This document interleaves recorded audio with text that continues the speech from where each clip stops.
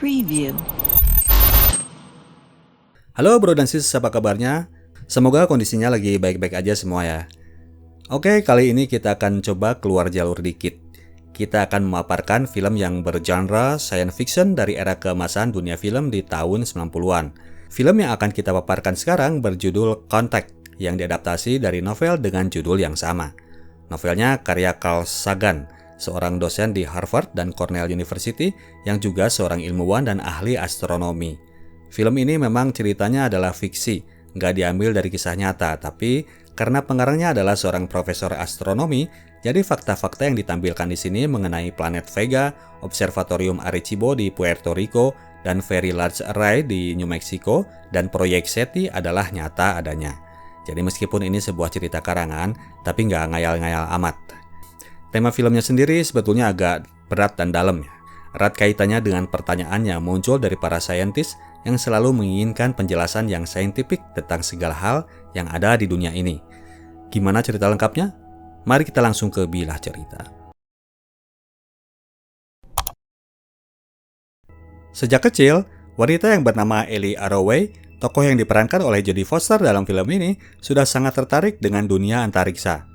Kebetulan ayahnya yang pemerhati astronomi ini memiliki sebuah transmitter radio yang sering ia gunakan untuk memonitor emisi radio dari luar angkasa.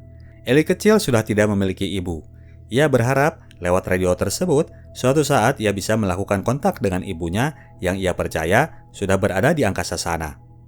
Di masa sekarang ini, Ellie adalah seorang doktor di bidang astronomi dan terlibat dalam sebuah proyek yang bernama SETI yang berlokasi di Observatorium Arecibo di Puerto Rico. SETI ini adalah singkatan dari Search for Terrestrial Intelligence. Di sini dia bertemu dengan seorang lelaki yang bernama Palmer Joss, seseorang yang akan sangat berarti dalam perjalanan hidup Ellie di kemudian hari. Palmer datang ke pedalaman Puerto Rico dalam rangka riset untuk buku yang sedang ditulisnya, pengaruh kemajuan teknologi terhadap kehidupan di negara dunia ketiga. Mereka berdua dekat, namun Ellie selalu menghindar ketika hubungan sudah masuk ke arah yang pribadi. Ellie belum siap untuk menjalani hubungan yang intim. Fokusnya sedang terpusat pada penelitiannya untuk mendapatkan kontak dari kehidupan lain di angkasa luar. Suatu waktu, Dr. David Dramlin, kepala bidang pengembangan teknologi Amerika Serikat, menghentikan pendanaan proyek SETI yang dianggapnya sebuah proyek yang unfaedah karena tidak sesuai antara pengeluaran budget dengan progres yang didapat dari proyek tersebut. Ellie marah besar kepada Dramlin. Ken, seorang personal proyek SETI, mengajak Ellie untuk melanjutkan proyek mereka dengan mengambil lokasi di Very Large Array atau VLA, sebuah fasilitas observatorium radioastronomi yang berlokasi di New Mexico. Mereka akan membentuk sebuah tim independen dan akan mencari penyokong dana untuk membiayai proyek tersebut. 11 bulan berlalu, Ellie sampai di lokasi terakhir target presentasi calon pendana mereka, sebuah perusahaan teknologi yang bernama Hayden Industries. Sebelumnya, presentasi mereka selalu ditolak oleh pihak calon investor. Namun di tempat ini, Ellie mendapatkan kejutan. Presentasi yang sebelumnya sudah ditolak pada akhirnya diterima. Seseorang dari lantai atas menelpon langsung dan menginstruksikan agar proposal Ellie diterima oleh mereka. Jadilah timnya Ellie mangkal di VLA. Kerjaan mereka adalah memonitor pola suara yang muncul lewat parabola-parabola raksasa yang bertengger di sana. Beberapa waktu mereka masih tidak menemukan progres yang signifikan. Pihak Hayden Industry mempersingkat durasi funding mereka cuma sampai 3 bulan ke depan. Sampai akhirnya suatu malam, Ellie mendengar sebuah bunyi yang terdengar sangat jelas. Suaranya mirip dengan suara gesekan mesin. Dari pelataran area lapang, Ellie segera bergegas pergi menuju lokasi lab. Di jalan, dia menelpon rekan-rekannya di dalam lab yang sedang asik menonton wawancara Palmer Joss yang sekarang sudah diangkat menjadi penasehat spiritual kenegaraan. Mereka memonitor pergerakan sinyal di setiap satelit dan melakukan perekaman. Suara tersebut makin kuat terdengar dan membuat sebuah pola. Suara itu berbunyi sesuai dengan urutan bilangan prima dari angka 2 sampai 101. Pelacakan sumber suara dilakukan, ditemukan bahwa bunyi tersebut berasal dari planet Vega yang berjarak 26 juta tahun cahaya dari bumi. Ellie berkeputusan untuk mengabarkan berita tersebut ke semua pihak, maka tak pelak, lokasi fasilitas di VLA segera dibanjiri oleh media dan Dewan Keamanan dari pemerintah, termasuk itu Michael Kitts, seorang penasehat keamanan nasional, dan David Dramlin, penasehat pemerintah dalam bidang teknologi. Michael Kish merasa ia berwenang untuk bisa mengetahui apa yang sedang terjadi karena bisa jadi hal ini merupakan sebuah hal yang menyangkut keamanan nasional. Ellie membantahnya bahwa kiriman sinyal dari luar angkasa tidak mungkin khusus diperuntukkan bagi orang Amerika. Ini adalah sebuah hal yang universal. Dalam pantauan berikutnya ditemukan bahwa terdapat 2 layer dari sinyal suara tersebut. Mereka pun memvisualkan sinyal yang kedua lewat monitor dan menemukan sebuah image pada pola suara sinyal kedua. Image tersebut adalah rekaman gambar Adolf Hitler saat pembukaan Olimpiade Berlin di tahun 1936. Diketahui kemudian bahwa acara pembukaan Olimpiade tersebut adalah momen pertama siaran televisi di broadcast lewat satelit di angkasa. Pihak White House segera melakukan konferensi pers yang langsung dilakukan oleh Presiden Bill Clinton. Namun, alih-alih menunjuk Ellie sebagai wakil pemerintah dari pihak ilmuwan yang harusnya berbicara kepada pihak media, pihak Gedung Putih malah memilih David Drumlin untuk maju ke podium sebagai pembicara. Di saat itu, rekan Ellie di VLA menemukan fakta lain. Image Adolf Hitler tersebut apabila diinterlace dengan sebuah grafik dari frekuensi suara ternyata membentuk sebuah image baru. Image itu berisi pesan-pesan yang terekap dalam beberapa lembar dokumen. Ellie menunjukkan fakta baru tersebut kepada orang di Gedung Putih. David Drumlin langsung mengkop proyek tersebut. Ia mengusulkan agar dirinya mengambil alih proyek itu. Setelah terjadi pertengkaran, akhirnya Sekretaris Gedung Putih memberi instruksi untuk dibentuk tim pembongkar kode yang akan dikepalai oleh David Drumlin, dan Ellie tetap memegang kuasa penuh terhadap proyek di VLA. Berita itu sontak menjadi santapan media dan para pemirsa. Fasilitas di VLA mendadak penuh dengan kedatangan warga sipil yang ingin turut menyaksikan fenomena baru alam semesta yang baru ditemukan. Ada yang dari pihak pemercaya kehidupan luar angkasa, ada yang ingin ikut mendengar suara-suara pesan dari alien tersebut, ada juga yang pihak fans Hitler garis keras, ada yang cuma geng penggemar science fiction, tapi ada juga dari pihak yang menentang proyek sains tersebut dan menyebutnya sebagai sesuatu yang sesat. Sementara itu, upaya untuk memecahkan kode pesan tersebut masih belum menemukan hasil. Suatu malam, komputer di rumah Ellie mendapatkan notifikasi adanya email baru yang masuk. Ellie membuka email tersebut yang disusul dengan telepon dan kiriman faksimil yang meminta agar dirinya datang ke sebuah ordinat lokasi tertentu. Dengan diantar oleh tim dari Hayden Industries, Ellie mendatangi lokasi itu. Di sana sebuah pesawat lain sedang mendarat menunggu kedatangannya. Pesawat tersebut adalah milik dari John Hayden, pemilik Hayden Industries yang selama ini sudah hidup di atas udara di dalam pesawat pribadinya. Mr. Hayden menyebutkan bahwa ia telah menghack dan masuk ke server di VLA dan mengcopy file-file data pesan luar angkasa yang sekarang jadi misteri. Dia mengungkapkan bahwa dirinya sudah menemukan cara untuk memecahkan kode-kode itu. Ellie kemudian mempresentasikan hal itu kepada pihak Gedung Putih. Kode-kode tersebut apabila ditranskode berisi data blueprint dari sebuah bentuk bangunan mekanik. Meskipun demikian, Ellie belum mengetahui kegunaan dari alat mekanik tersebut. Hal ini menjadi perdebatan dari pihak ilmuwan yang diwakili oleh dirinya dan Drumlin dengan pihak militer yang mengkhawatirkan bahwa alat tersebut akan mengancam kehidupan manusia di bumi. Palmer Joss yang berperan sebagai penasihat spiritual kenegaraan akhirnya berhasil membantu argumen Ellie dan meyakinkan hadirin dan hadirat bahwa tidak ada salahnya untuk mencoba sebuah teknologi baru demi membuka cakrawala yang lebih luas akan fakta alam semesta. Ellie dan Palmer kembali bertemu dan malamnya, di malam resepsi kenegaraan, mereka pun kembali merapat. Sebuah berita kemudian muncul. Ilmuwan dari negara lain, lewat analisa yang diyakini kebenarannya, telah meneliti lebih lanjut pesan tersebut dan mereka meyakini bahwa alat yang dimaksud adalah sebuah transponder yang berfungsi untuk mengirim seorang manusia untuk meluncur menuju planet Vega. Sebuah meeting dadakan kemudian dilakukan oleh presiden dan para penasehatnya yang kemudian menghasilkan sebuah keputusan bahwa orang yang akan dipilih untuk berangkat menuju planet Vega akan terpilih dari 10 kandidat dari berbagai negara. 10 kandidat ini akan dipilih oleh tim komite yang bernama IMC. Palmer Joss adalah salah seorang anggota dari komite, sedangkan David Drumlin, dia mengundurkan diri dari jabatan sebagai penasihat presiden dan mendaftarkan diri menjadi salah seorang kandidat astronot. Dia ingin terpilih untuk meluncur ke planet Vega. Ke-10 kandidat pun mulai diperkenalkan.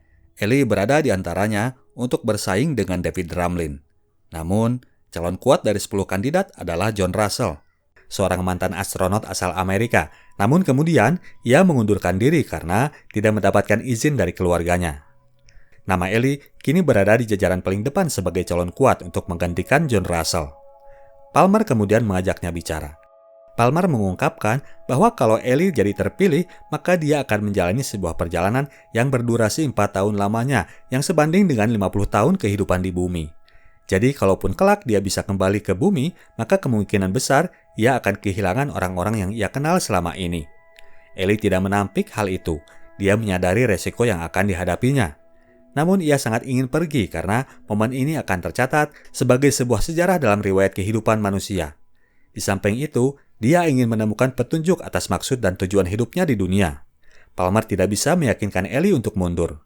Ellie tidak menyadari bahwa obrolan Palmer ini adalah sebuah kode keras dari Palmer agar dia tidak pergi. Palmer sudah kadung bucin, dia tidak mau kehilangan Ellie. Acara hearing proses seleksi pun dilakukan. Ellie bisa dengan mantap menjawab pertanyaan-pertanyaan tim komite, sampai pada akhirnya Palmer melontarkan sebuah pertanyaan yang simpel namun sangat menohok yang tidak bisa dijawab dengan lurus oleh seorang Ellie. Pertanyaan Palmer sebetulnya pendek saja. Apakah Anda percaya dengan Tuhan? Namun pada akhirnya, jawaban Ellie yang menyiratkan bahwa ia tidak yakin dengan keberadaan Tuhan membuat konditenya di mata tim komite menjadi ambruk. Tim komite tidak menginginkan sosok seorang ateis dikirim sebagai perwakilan umat manusia untuk menjelajah lebih lanjut kebesaran dan keagungan ciptaan Tuhan. Ellie pun gugur. Di sini, David Drumlin maju dengan jawaban-jawaban yang ingin didengar oleh tim komite bahwa dirinya adalah seorang pemuja keagungan Tuhan, sehingga nantinya bisa lebih menghargai perjalanan dia dalam mengeksplorasi keluar angkasa dalam menelisik semua ciptaannya. Ellie sangat marah kepada Palmer. Dia tidak mau berbicara dengannya. Pembangunan mesin tersebut dilakukan di Kennedy Space Center di Cape Canaveral, Florida. Ribuan pengunjung datang tiap harinya untuk menyaksikan pembangunan mesin penghubung dua planet yang sangat fenomenal ini. Mesin tersebut terdiri dari beberapa gimbal yang mengitari sebuah pod yang akan ditumpangi oleh seorang astronot. Gimbal tersebut akan berputar dan apabila telah mencapai kecepatan tertentu, alat tersebut akan meluncurkan pod yang ada di tengahnya untuk meluncur menuju planet Vega. Mesin ini dibiayai oleh konsorsium beberapa negara. David Drumlin menjadi pusat perhatian media. Namun demikian, Ellie yang tidak terpilih menjadi kosmonot yang akan meluncur tetap diposisikan sebagai personal di bagian operasional mesin. Percobaan pun dilakukan. Sebuah robot akan ditempatkan di dalam pod untuk mengetahui apa yang akan terjadi apabila mesin tersebut dijalankan. Pengecekan terhadap semua komponen telah dilakukan dan semua berada dalam kondisi yang aman. Saat itu tiba-tiba Ellie menemukan ada seseorang yang selama ini selalu berada di antara kerumunan publik, berada di pihak yang melakukan protes terhadap proyek itu, ada di dalam ruangan. Sikapnya sangat mencurigakan. Ellie segera melaporkan hal tersebut kepada Security Bridge. David Drumlin dihubungi dan diminta mewaspadai orang tersebut. Si orang ini berhasil ditangkap, namun ternyata dia ini masuk dengan membawa bom di dalam badannya. Dia hendak melakukan bom bunuh diri. Security di dalam bangunan mesin memang berhasil menangkapnya, namun tidak berhasil mencegah orang itu untuk menekan tombol detonator bom. Walhasil, fasilitas yang menghabiskan biaya triliunan dolar itu pun akhirnya hancur lebur. Semua orang yang berada di dalamnya, termasuk itu David Drumlin, meninggal seketika. Proyek ini pun terpaksa dibubarkan. Ellie pun pulang menuju rumahnya dengan gontai. Di dalam rumahnya itu, ternyata sudah ada seperangkat alat yang sudah diinstal pada sebuah laptop. Ellie menekan tombol pada laptop sesuai instruksi, dan laptopnya otomatis terkontak dengan satelit luar angkasa Mir milik Rusia. Dia dihubungkan dengan si ilmuwan eksentrik Mr. S.R. Haden, yang karena hubungan baiknya dengan pemerintah Rusia telah diberi akses untuk bisa menikmati fasilitas milik Rusia itu. Mr. Haden menyebutkan bahwa dirinya atas kerjasama dengan konsorsium negara-negara di IMC telah membuat mesin kedua di Pulau Hokkaido, Jepang. Ellie ditawari untuk menjadi orang yang akan meluncur bersama mesin kedua tersebut. Kembali dengan diantar oleh fasilitas armada milik Haden Industries, Ellie mengunjungi pulau kecil di Jepang itu. Meskipun sangat bersemangat untuk bisa meluncur, tetap perasaan gamang dan takut berkecamuk dalam diri Ellie. Saat itu, datang orang yang gak pernah ia sangka akan ia temui di stasiun Hokkaido. Palmer Joss datang untuk mengunjunginya. Palmer mengakui soal sesi hearing tempo hari, bahwa hal itu dipicu oleh rasa takut kehilangannya. Palmer meminta agar Ellie bisa pulang dengan selamat. Hari H pun tiba, Ellie pun diminta untuk segera bersiap-siap. Keamanan di fasilitas Hokkaido diterapkan lebih ketat lagi. Media pun sangat dibatasi. Pihak Sekretaris Negara di Gedung Putih menyaksikan siaran langsung peluncuran mesin tersebut lewat channel CNN. Ellie dikawal oleh 2 orang kru stasiun peluncuran menuju pod yang akan ia tumpangi. Selama perjalanannya di dalam pod, Ellie akan terus terkontak dengan ruang kontrol stasiun. Palmer membawa serta Ken dan Michael Kitts untuk menyaksikan langsung momen bersejarah tersebut. Pintu pod pun mulai ditutup dan mesin pun mulai di-ignite. Seperti juga motor backjoule, mesin ini menunggu hingga putaran gimbalnya udah mulai cukup untuk memulai peluncuran. Sampai 50% pemanasan, kondisi masih kondusif. Saat itu tiba-tiba sebuah cahaya translucent berkelibat pada dinding permukaan pod. Sinyal komunikasi menjadi terganggu, namun setelah diperiksa, ternyata kondisi mesin menunjukkan indikasi yang masih baik.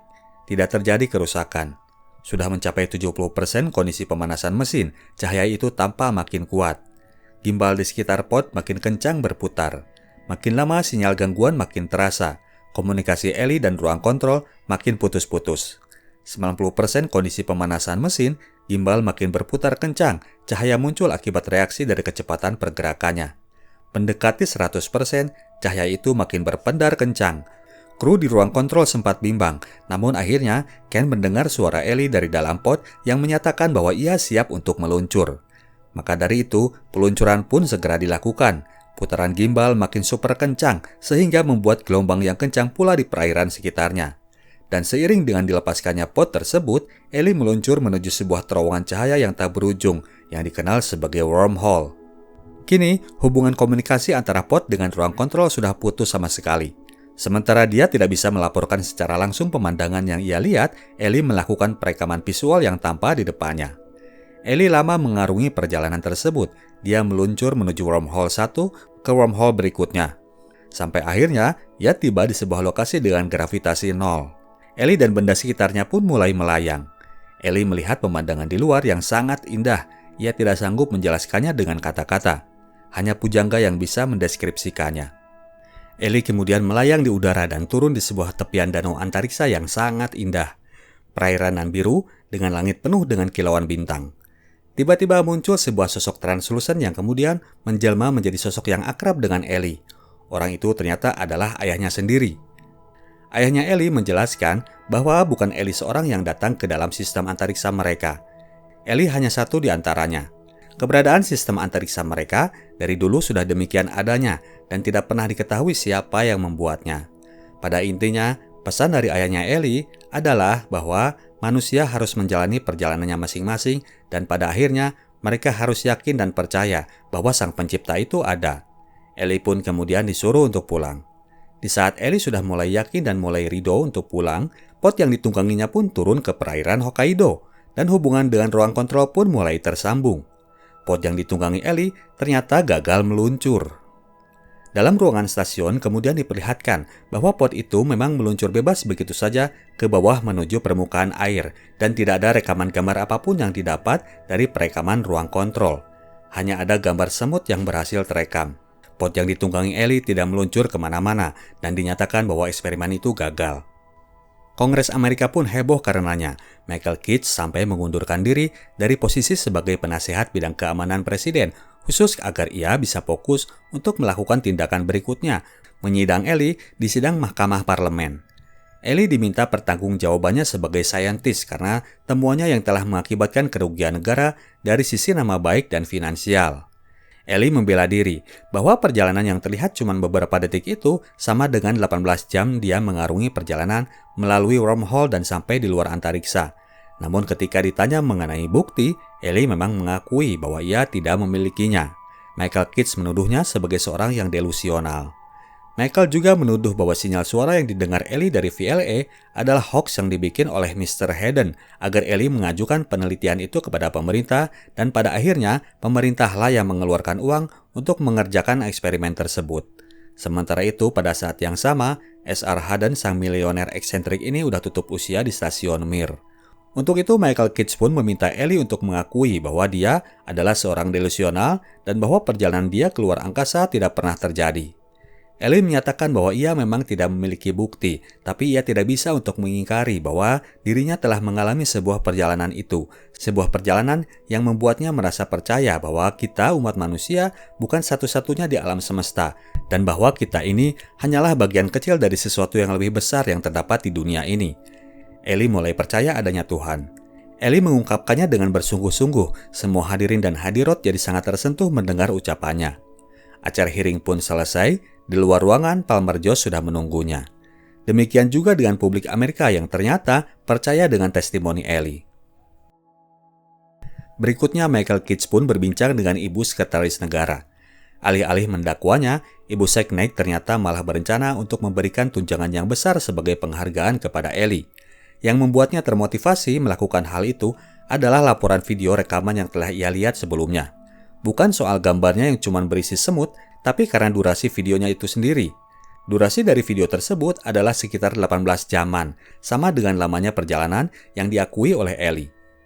18 bulan kemudian, Ellie dan tim lanjut ditempatkan di VLA dan kini mereka pun menerima kunjungan anak-anak sekolahan untuk berbagi ilmu mengenai fenomena alam. Suasana hati Ellie saat itu udah makin yakin bahwa manusia hanyalah butir-butiran debu yang berhamburan dalam luasnya medan galaksi dan antariksa. Demikian ceritanya Bro dan Sis. Cukup sudah kayaknya saya bicara, kalian mungkin ngerti sendiri permaksudan dari film ini. Kita tim Sinetalk cabut dulu, sampai jumpa di video kita selanjutnya. Ciao.